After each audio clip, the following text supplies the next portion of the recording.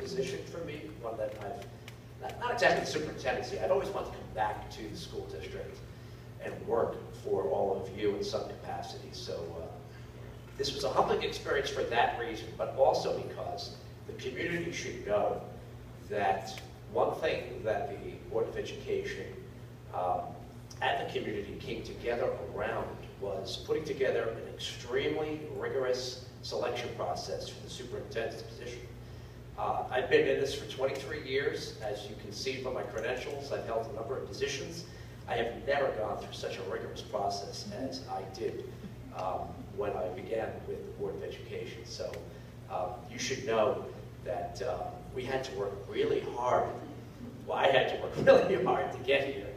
That being said, so my wife Karen and I, about 21 years, we were married 20 years ago, so let's say 20 years ago, lived in an apartment in New Brunswick, and I can remember after getting married, we had all of our gifts in a room, and we were talking about what to do, how we're going to invest our wedding money, and of course we talked about buying a house and having a family, all the things that sometimes we do talk about once you hit that milestone.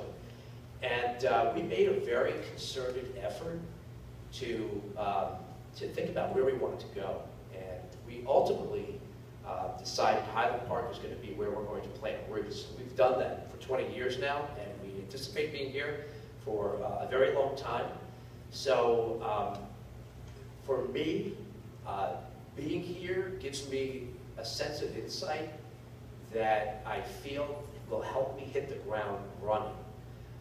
That being said, one of the things that Karen and I came to realize about Highland Park is that unlike some other communities, diverse communities, one thing that I think sets our town apart is the fact that we are diverse, but we don't just talk about our diversity, we actually act on it. And I recognize that one of my main charges is going to be to act on helping lower income students and families for that matter, folks from all different walks of life who I have lived with for the last 20 years to do better, to be world class, just like everyone else who may have that leg up already.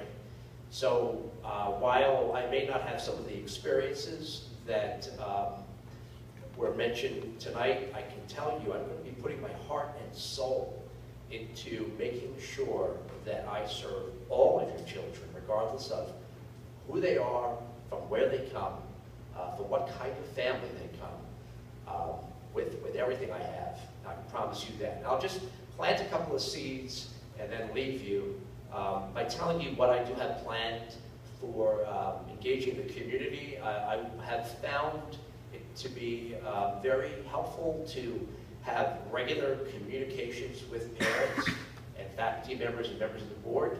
So I'll be setting up a number of very sincerely developed, meaningful committees. We'll probably call one a community advisory committee. And I'll be asking for folks in the audience and those who might be watching this board meeting on television to join me. I'll put no cap on the number of participants, because what we will be doing is sharing in the decision-making. The community, Board of Education, the staff, the leadership team, and myself. It's not just going to be about one person, it's going to be about all of us. So again, I thank the Board of Education for your comments and for your support, and I'm looking forward to being here as soon as possible.